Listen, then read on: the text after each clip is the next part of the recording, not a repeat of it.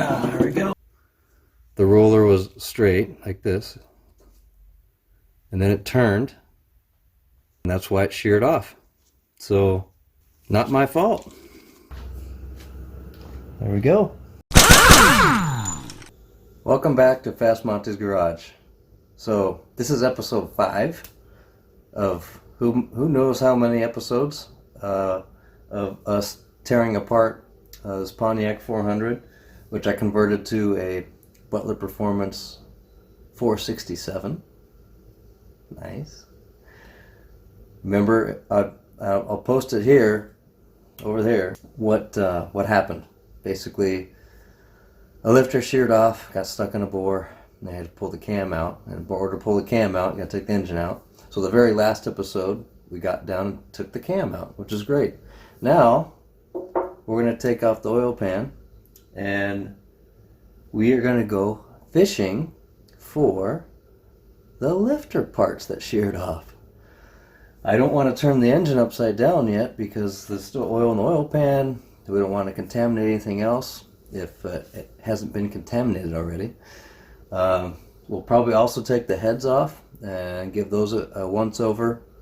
And I'm still debating if I should paint these the Pontiac blue like this.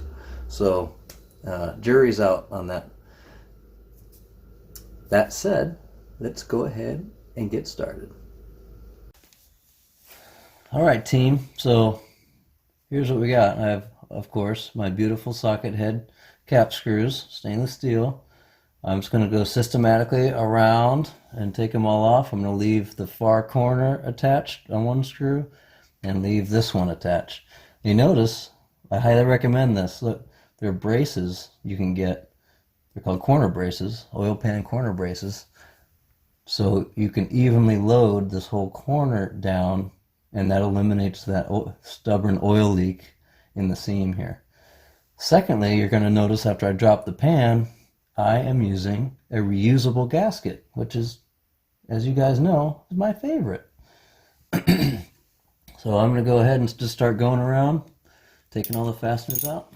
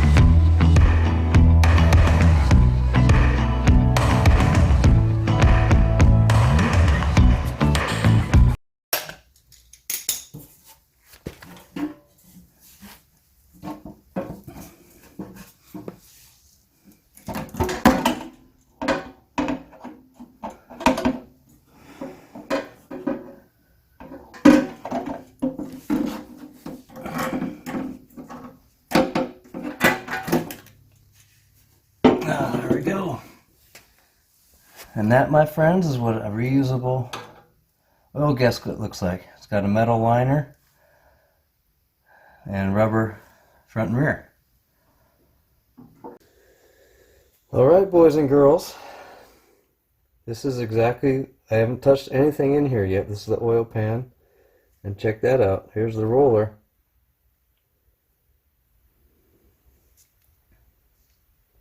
Oh, wow. So this actually is the root cause. So if you recall, the lifter has this anti-rotate mechanism on it. The reason is it keeps the roller in line with the cam as the cam's going around. If this breaks, which it did, this will turn and the cam will go sideways on the roller, and that's what happens. It shaved. The roller was straight like this, and then it turned, and the cam wore it out, and then that's why it sheared off. So not my fault. This broke off. So we're gonna put it in my fish tank. I have my little collection of stuff I found. So when I drained the oil, I have a magnetic drain plug in here, and these things were stuck to the drain plug. So one of the rollers, I'm sorry, I'll show you. It's like a roller bearing. If you can see that little roller bearing. So we're gonna go fishing for the rest, just for kicks and giggles. And if you guys notice, this is a racing oil pan, so it has baffles in it. It has actually some trap doors, so oil can go down, and it actually just slows. It keeps the oil in one spot when you go through hard cornering. So I have a magnet, just going around fishing for stuff. Oh, see? More rollers. So what I'm going to keep doing is use my new fishing pole, and I'm going to just see what I can catch. But I'm really actually just going to take some brake cleaner and spray it out and drain it, get it really clean. So you guys don't need to see all that, but that's what I'm going to do. Be back with you in a minute.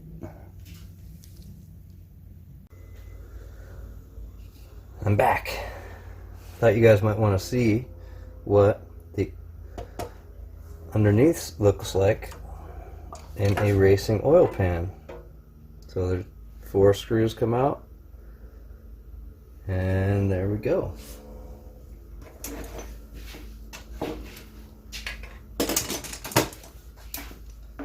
I wanted to take it off because there were pieces missing from the lifter, right? So I wanted to make sure I got all the pieces, and I just found a ton more.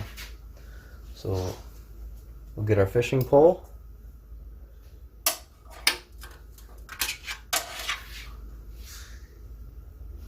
There's the plunger. Actually, this is like the restrictor plate. This acts like a check valve.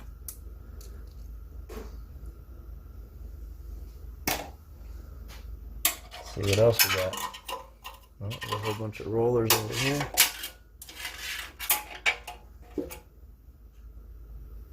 So some rollers.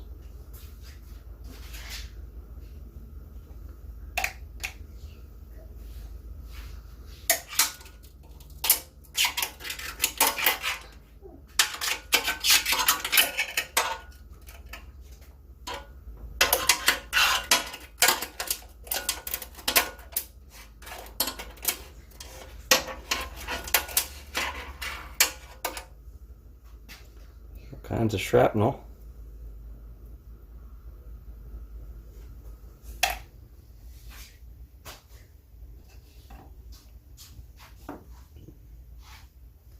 So I'm glad I did that. I'm gonna go ahead and clean this further. And I just see I saw another roller. There's another roller bearing.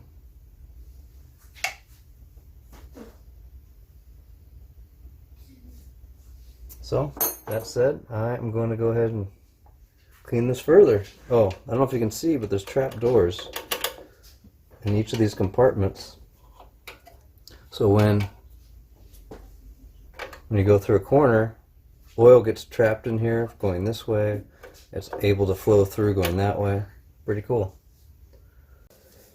Alright team, so I was honestly debating keeping the heads on during this whole process, and after further thought, I think I'm going to take the heads off because I just want to make sure I clean everything out, for one, but for two, I think I want to paint this Pontiac blue, like the front of the engine. So I ordered paint already, So we're going to take these off, and this is how you do it. And when you put a head on, you actually torque in sequence from middle outwards. So there are 10 bolts. You start in the middle and you start working your way out. You basically go, I think it was 40 foot-pounds, and then 60 foot-pounds, and then 80 foot-pounds. These are ARP fasteners. I think they go up to 100 or 110. But right now I have my breaker bar. Now we're going to do opposite sequence. So we're going to start from the outside bolts and work our way in. We're not going to fully loosen them. I'm just going to go like maybe even a quarter turn on each bolt as I move myself towards the middle. And then as they get loose, then we can switch to a ratchet. So here we go.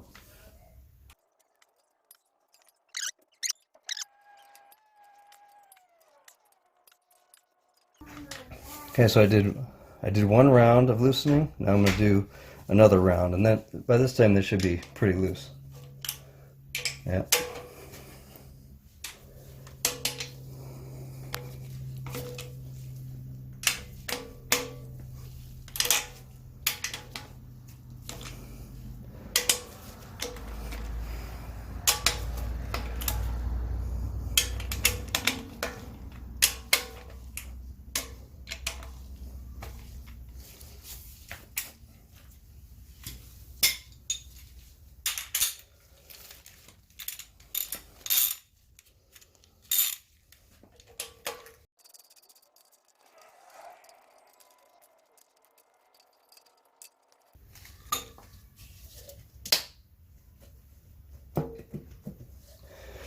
Okay, heads are loose. The heads are not going to just fall off the engine. There are actually dowel pins that line up the head to the engine block, so we can fully take the fasteners out now. I'm just going to leave them loose so I can take them off, keep them in the same spots. Okay, so all the fasteners are loose. I'm just going to pick the head straight off the block.